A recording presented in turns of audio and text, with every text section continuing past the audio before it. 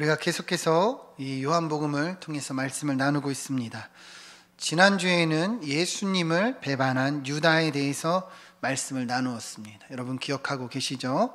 예수님께서는요, 제자들을 향해서 미리 너희 중에 하나가 나를 팔 것이라 일러두셨어요.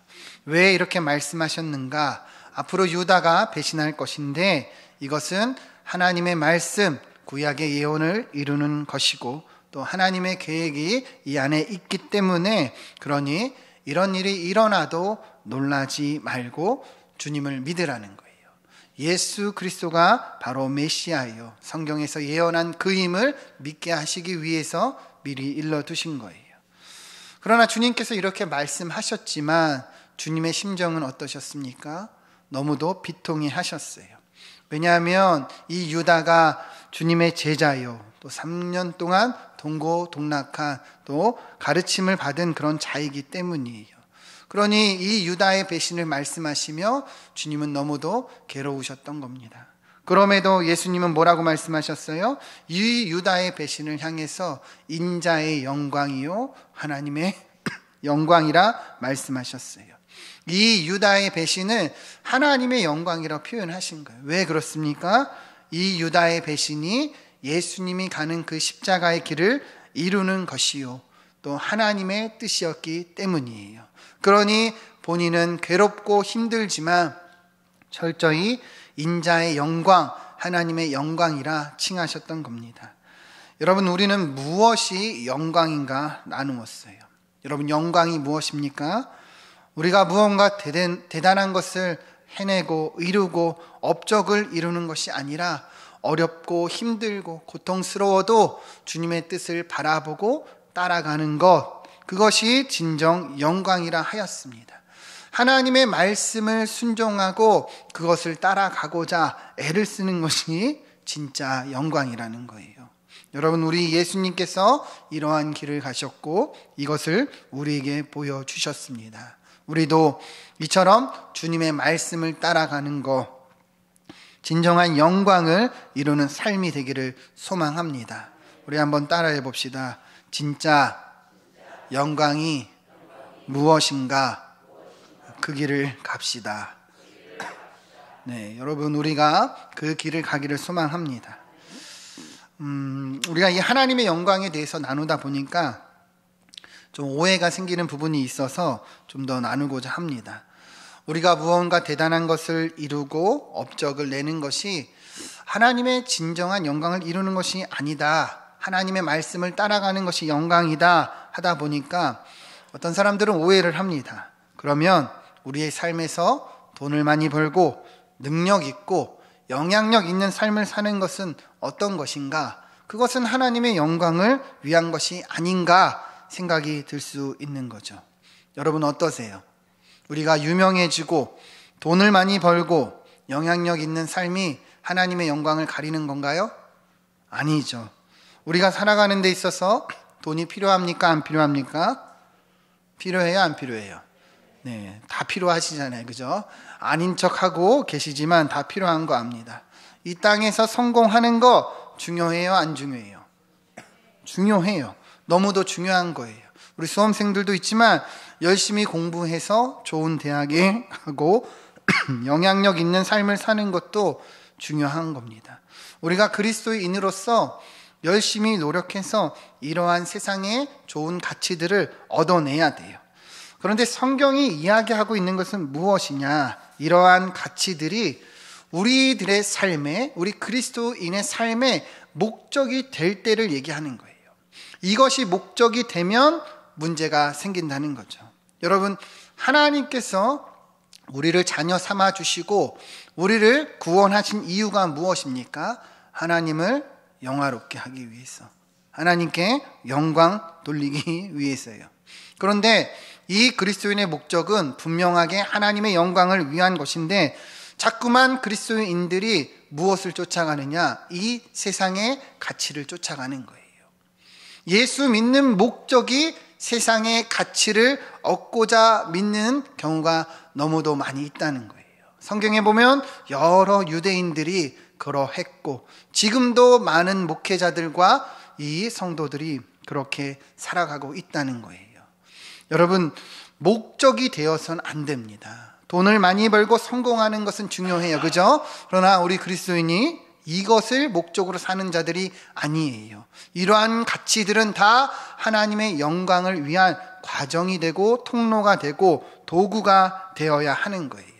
여러분, 꿈과 비전을 갖는 것이 너무도 중요합니다.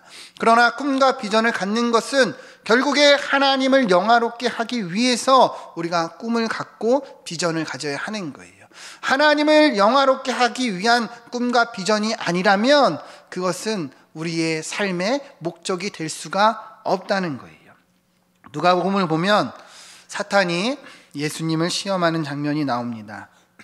예수님께서 40일을 금식하고 광야에서 시험을 받는데요, 이 사탄이 어떻게 유혹을 하느냐, 우리 누가복음 4장 3절 4절 말씀을 같이 한번 읽어보겠습니다. 시작.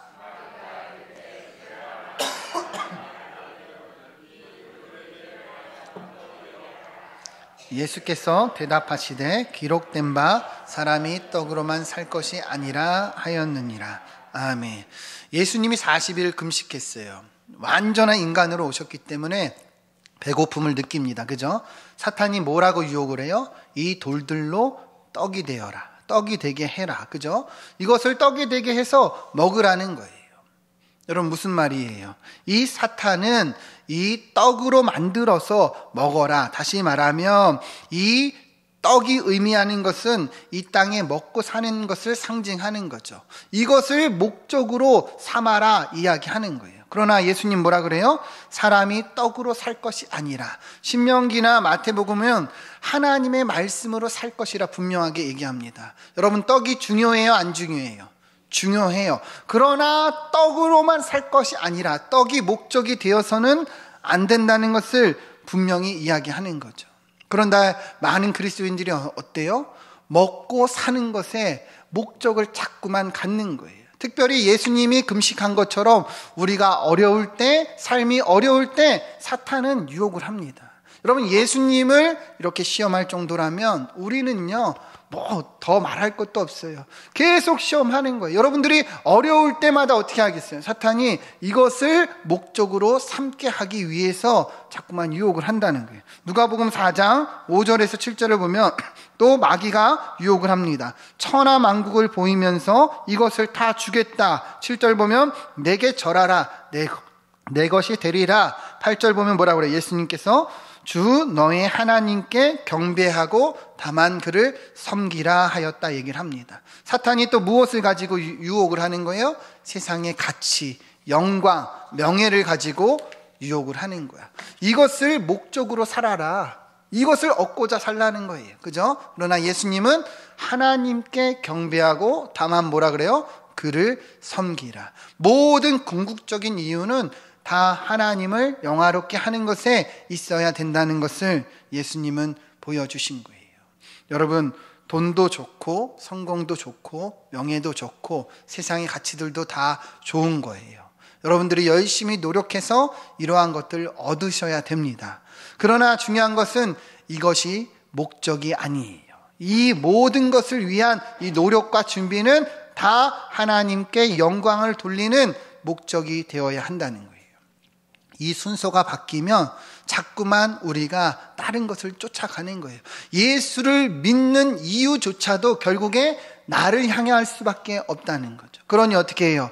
조금만 힘들고 어렵고 그리고 고난이 있으면 왜 하나님 나한테 이렇게 하십니까? 왜 하나님 내 삶에 고통이 있습니까? 이렇게 이야기를 하는 거죠. 왜요? 목적이 바뀌어서 그런 거예요.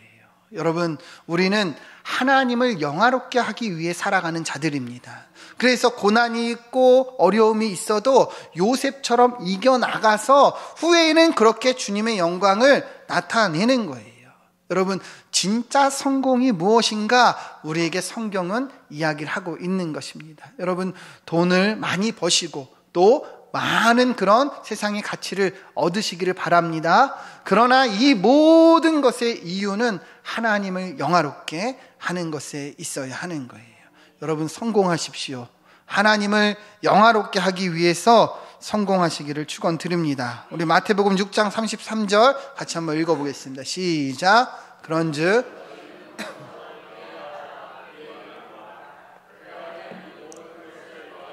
더하시리라. 아멘. 예수님 말씀하셨습니다. 먼저 그의 나라와 그의 의를 구하라. 그리하면 이 모든 것을 너에게 어떻게 하신대요? 더하시리라. 이 우선순위가 우리에게 제일 중요한 거예요. 우리가 사는 이유는 하나님을 영화롭게 하기 위해서 먼저 그의 나라와 그의 의를 구하는 것입니다. 여러분 옆에 분에게 한번 인사하겠습니다. 먼저 그의 나라와 의를 구합시다. 인사하겠습니다. 그리하면 하나님이 다 더해 주십니다. 공중에 나는 새도 들에 핀 백합화도 하나님이 다 먹이시고 입힌다고 하셨어요. 그러니 우리는 하나님을 영화롭게 하기 위해서 사는 거예요. 그것을 위해 열심히 노력하는 것입니다. 여러분 우선순위가 무엇인지, 내가 사는 이유가 무엇인지, 목적이 무엇인지 바르게 잡고 진짜 영광을 무엇인지 그 영광을 위해 살기를 축원드립니다. 오늘 본문 말씀을 같이 보겠습니다. 오늘 본문 말씀 1절, 2절, 3절을 같이 한번 읽어보겠습니다. 시작. 너희는 마음에 하나님을 믿으니 또 나를 믿으라. 내 아버지 집에 거할 곳이 많도다. 너희에게 일렀으되 내가 너희를 위하여 거처를 예비하러 가노니 가서 너희를 위하여 내게로 영접하여 나 있는 곳에 너희도 있게 하리라. 아멘. 자, 오늘 본문을 보면요, 예수님께서 제자들에게 너희는 근심하지 말고 하나님을 믿고 나를 믿으라 말씀하십니다. 내가 너희를 위하여 거처를 예비하러 간다. 내 아버지 집에 거할 곳이 많다. 내가 다시 와서 너희도 그곳에 있게 하리라 말씀하셨어요. 여러분 예수님께서 무엇을 예비하러 가신다고 얘기합니까? 거처. 여러분 거처가 무엇이에요? 거처는 일반적으로 어떤 거하는 장소, 그죠? 머무는 장소를 이야기해요. 예전 성경으로 보면 처소라고 번역이 되어 있기도 했는데요. 영어 성경으로 보면 어떤 맨션, many rooms 이렇게 되어 있어서 방이나 어떤 그런 저택을 이야기를 합니다. 자, 주님께서 이 거처를 예비하러 가신다 말씀하셨어요. 자, 그럼 예비하러 가신다는 것을 볼 때 예수님이 말씀하시는 이 거처는 이 땅 가운데 있는 그런 거처를 이야기하는 것은 아니에요. 그죠? 그러면 어디에 있는 거처를 말씀하실까요? 저 천국, 하늘나라를 이야기한다고 볼 수가 있죠. 요한계시록을 보면 새 하늘과 새 땅, 새 예루살렘에 대해서 이야기를 하는데요. 우리 계시록 21장 1절 2절을 한번 같이 읽어보겠습니다. 시작. 또 처음 하늘과 처음 땅이 없어졌고 바다도 다시 있지 않더라. 또 내가 봄에 거룩한 성 새 예루살렘이 하나님께로부터 하늘에서 내려오니 그 준비한 것이 신부가 남편을 위하여 단장한 것 같더라. 아멘. 새 예루살렘이 하늘에서 내려온대요. 그죠? 새 예루살렘. 그런데 그것이 어떻게 보이느냐? 마치 신부가 남편을 위하여 단장한 것 같이 아름답고 잘 준비된 그런 곳임을 이야기를 합니다. 계시록 21장 18절을 보면 그 예루살렘 성은 벽옥으로 쌓였고 정금으로 만들어졌다 얘기를 합니다. 여러분 벽옥은 자수종을 얘기하는 거예요. 정금은 무엇인지 알죠? 순수한 황금을 얘기하는 거예요. 그처럼 이 새 예루살렘이 아름답고 귀한 곳임을 이야기하는 것이죠. 여러분 우리도 언젠가 이곳에서 주님과 영원히 함께 살 것을 믿습니다. 여러분 믿으시나요? 우리 많은 믿음의 선진들이 이미 그렇게 거하고 있고 우리도 거하게 될 줄로 믿습니다. 여러분 그리스도인에게 진짜 소망이 여기에 있는 거죠. 자, 그런데 중요한 것은 예수님께서 준비하러 가신다는 이 거처는 어떤 이런 장소, 물리적인 곳을 이야기하는 것만은 아니에요. 성경을 보면요, 하나님께서 이스라엘 백성들, 자기의 백성들에게 뭐라고 말씀하시냐면 하나님이 거처가 되어주신다 얘기를 합니다. 우리 시편 90편 1절 말씀 같이 한번 읽어보겠습니다. 시작. 주여 주는 대대에 우리의 거처가 되셨나이다. 아멘. 주는 대대에 우리의 거처가 되셨다. 계속 우리의 거처가 되어주셨다. 누가 거처라는 거예요? 하나님이 거처가 되어주셨음을 이야기합니다. 신명기에서도 얘기를 합니다. 33편 27절 말씀 읽어보겠습니다. 시작. 영원하신 하나님이 내 처소가 되시니 그의 영원하신 팔이 내 아래 있도다. 내 앞에서 대적을 쫓으시며 멸하라 하시도다. 아멘. 영원하신 하나님이 내 뭐가 되신대요? 처소, 거처가 되신다. 이렇게 얘기를 합니다. 자, 그러면 여러분 이 하나님이 거처가 되신다는 것이 어떤 의미예요? 하나님이 함께 하시겠다. 그죠? 하나님께서 지지자가 되어주시겠다. 하나님이 붙잡아 주시겠다. 이런 의미를 내포한다고 볼 수가 있죠. 여러분 이해가 되시죠? 주님께서 이 거처를 예배하러 가신다고 했는데 이런 의미를 또한 가지고 있는 거예요. 자, 그런데 우리가 잘 알고 있지만 구약 성경을 보면 하나님께서 이스라엘 백성들, 자기 백성들의 거처가 되어주시겠다고 했지만 이스라엘 백성들이 하나님께 어떻게 대하죠? 하나님 앞에서 온통 죄악과 패역을 행합니다. 그죠? 이방신을 따라 우상을 섬기고 온통 그 안에 욕심과 시기와 이기심으로 가득 찼어요. 자, 그래서 이 구약 성경을 보면 하나님이 거처가 되어주신다 말씀하셨지만 이 거룩하신 하나님, 죄와 함께 하실 수 없는 하나님은 이스라엘 백성들에게 온전한 거처가 되어주지 못하셨어요. 그래서 구약 성경을 보면 솔로몬의 성전 봉헌식 이후에 이 구약을 지나 중간기 400년까지 하나님께서 이들의 거처가 되어주신다는 그런 언급이 전혀 없습니다. 결국에 이 이스라엘의 죄악으로 인해서 이것이 깨어지고 무너진 것을 알 수가 있는 거죠. 자, 그런데 여러분 오늘 본문 말씀을 잘 보면 예수님께서 뭐라 그래요? 내가 너희를 위하여 거처를 예비하러 간다. 거처에 대해서 다시 언급하십니까? 안 하십니까? 언급하시죠.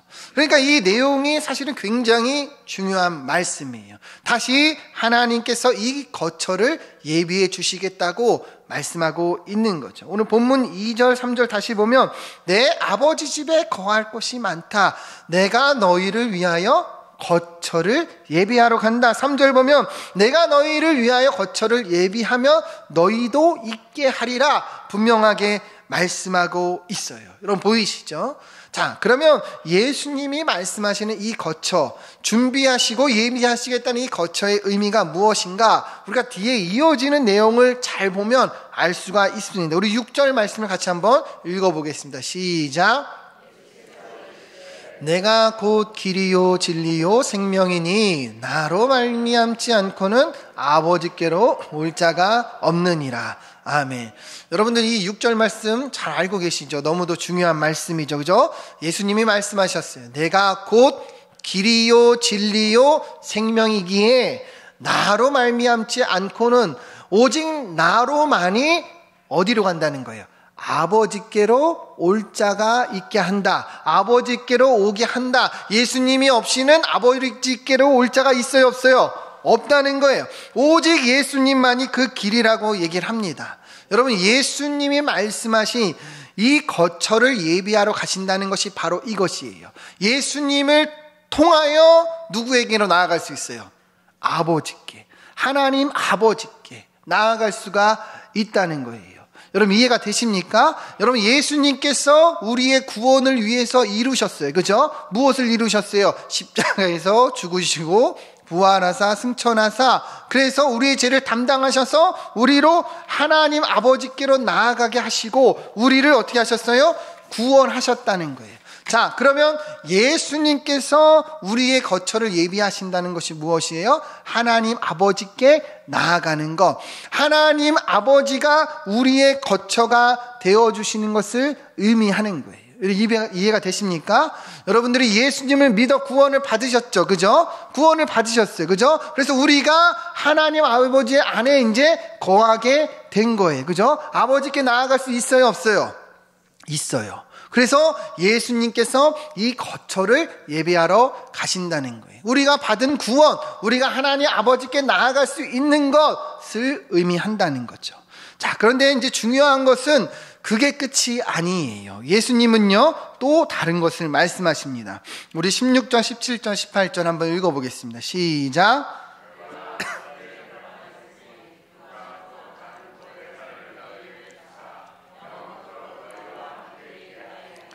그는 진리의 영이라 세상은 능히 그를 받지 못하나니 이는 그를 보지도 못하고 알지도 못함이라. 그러나 너희는 그를 아나니 그는 너희와 함께 거하심이요 또 너희 속에 계시겠음이라. 내가 너희를 고아와 같이 버려두지 아니하고 너희에게로 오리라. 아멘. 자, 16절 다시 보시면, 자, 예수님께서 거처를 예비하러 가셨어요. 그죠? 우리의 구원을 이루어서 우리로 아버지께 나아갈 수 있게 하시겠다는 거예요. 그죠? 그런데 승천하셔서 하나님 아버지께 예수님께서 구하겠다 말합니다. 무엇을 구합니까? 또 다른 보혜사를 너희에게 주겠다 얘기해요. 그럼 보혜사가 누구를 가리키는 거예요? 성령님, 그죠? 성령 하나님을 얘기합니다. 우리를 보호하시고 은혜를 주시는 분, 그래서 보혜사예요. 이해가 되시죠? 예수님이 구원을 이루시고 성령님을 보내주시겠다는 거예요. 근데 여기서 중요한 게 나옵니다. 17절을 보면 그가 진리의 영이에요. 그래서 세상은 받지 못하지만 우리는 받는데, 그죠? 그런데 그는 너희와 함께 뭐 한대요?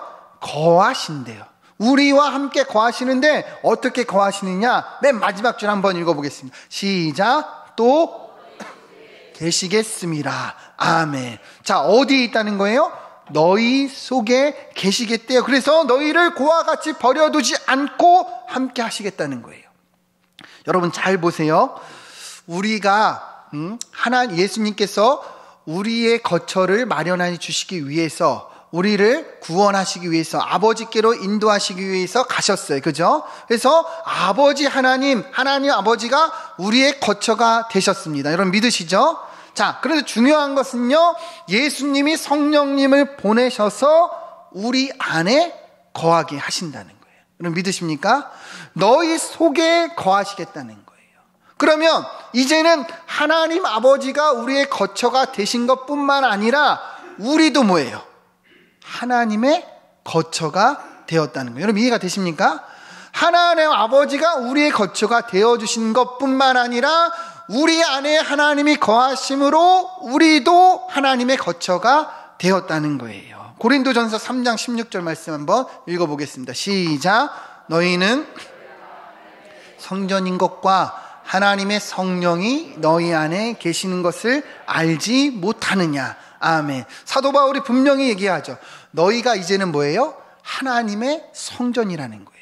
성령이 너희 안에 계신다. 너희가 하나님의 거처가 된 것을 알지 못하느냐 이야기를 합니다. 에베소서 2장 22절을 보면 너희도 성령 안에서 하나님이 거하실 처소가 되기 위해서 예수 안에서 함께 지어져 간다 얘기를 합니다. 우리가 이미 하나님이 거하시는 처소가 된 것을 이야기를 하고 있는 거예요. 여러분 이해가 되시죠? 하나님 아버지가 우리의 거처가 되어주셨고 우리가 하나님의 거처가 되었다는 것을 분명하게 이야기를 하는 거예요. 예수님께서 이것을 예비하시기 위해서 가셨다는 거예요. 그래서 예수님 뭐라고 얘기하시냐? 우리 요한복음 15장 4절 5절 같이 한번 읽어보겠습니다. 시작. 가지가 포도나무에 붙어있지 아니하면 스스로 열매를 맺을 수 없음같이 너희도 내 안에 있지 아니하면 그러하리라. 나는 포도나무요 너희는 가지라. 그가 내 안에 내가 그 안에 거하면 사람이 열매를 많이 맺나니 나를 떠나서는 너희가 아무것도 할 수 없음이라. 아멘. 4절 띄워주시면 예수님 뭐라 그랬어요? 내 안에 거하라. 나도 너희 안에 뭐 하신다는 거예요? 거하리라. 여러분 이거 혹시 보이십니까? 우리가 누구 안에 있는 거예요? 네, 예수 그리스도 안에. 우리 안에 누가 계시는 거예요? 성령님 예수 그리스도가 거하시는 거예요. 그래서 주님이 우리의 거처가 되어주시고 내가 주님의 거처가 되었다는 거예요. 여러분, 이것이 우리 그리스도인의 정체성이요, 우리가 예수 믿는 성도의 정말 보여지는 삶이라는 것입니다. 여러분, 우리가 주님 안에, 주님이 내 안에 거하는 놀라운 영광이 임하게 되었다는 거예요. 자, 5절 보면요, 그래서 예수님 말합니다. 나는 포도나무요, 너희는 뭐다? 가지라. 그래서 나무에 가지가 붙어야 열매를 맺듯이 우리도 그리스도 안에서 거하고 주님 안에 있어야 열매를 맺는 삶을 살 수 있다는 것을 분명히 이야기를 하고 있다는 거예요. 여러분, 우리가 어떻게 살아가야 된다는지 보이십니까? 주님 안에, 우리가 주님 안에 거해야 된다는 거예요.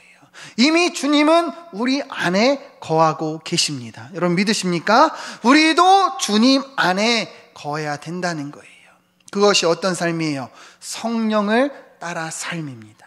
성령을 따라 사는 삶이에요. 이것이 진짜 그리스도인의 정체성이요, 축복인 겁니다. 여러분, 성도가 그래서 세상을 이기는 거예요. 왜요? 우리 안에 주님이 거하시기 때문이에요.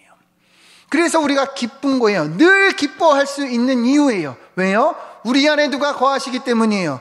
하나님께서, 성령님께서, 예수 그리스도께서 거하시기 때문이에요. 여러분, 하나님은요, 삼위일체 하나님의 연합으로 계십니다. 그죠? 그 연합 가운데 우리를 불러주셨다는 거예요. 여러분, 놀랍지 않으십니까? 하나님이 우리를 얼마나 사랑하시는지 그 삼위일체 하나님의 연합 가운데 우리를 불러주셨다는 거예요. 그래서 우리 안에 성령을 보내주시고 우리 속에 거하게 하셨다는 겁니다. 그래서 어떻게 말하는 거예요? 내 안에 거해라, 내 안에 거해라. 나도 너희 안에 거할 거야. 내가 너희 안에, 너가 내 안에 거하며 많은 열매를 맺을 수 있어. 이렇게 말씀하시는 거예요. 여러분, 오늘 본문 1절 말씀을 보면요, 그래서 예수님께서 말씀하시는 거예요. 근심하지 말고 하나님을 믿고 나를 믿으라 말씀하는 거예요.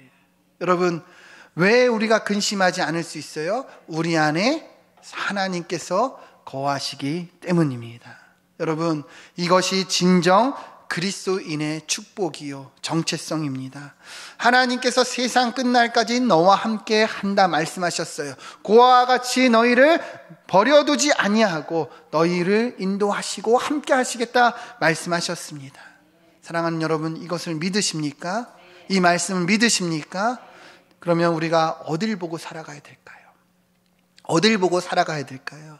여러분, 저 세상이 아니라 이미 우리 안에 이루어진 일, 그죠? 이미 우리 안에 거하시는 하나님, 그 사랑과 그 은혜를 바라보고 사는 거예요. 그래서 세상을 이기고 환경을 이기고 상황을 이기는 겁니다. 그래서 실패해도 일어나고 그래도 어려워도 극복해내는 거예요. 왜냐하면 우리의 소망은 이미 우리 안에 다 이루어져 있기 때문입니다. 여러분, 성도는 그리스도 안에서 주님과 함께, 주님과 동행하며 사는 자들입니다. 왜요? 이미 우리가 하나님의 거처가 되었기 때문이에요. 여러분, 이번 한 주도 이렇게 살아가기를 축원드립니다. 주님이 내 안에, 내가 주님 안에, 그러면 우리는 많은 열매를 맺을 수가 있습니다. 자꾸만 계속해서 이 말씀, 이 진리를 마음에 새겨야 돼요. 그래서 다른 곳을 보면 정신을 차리고 정신 차려 하고 주님이 내 안에, 내가 주님 안에 그렇게 살아야지 결단하고 살아야 하는 것입니다. 여러분, 이번 한 주 그런 축복을 누리기를 축원드립니다. 함께 기도하겠습니다.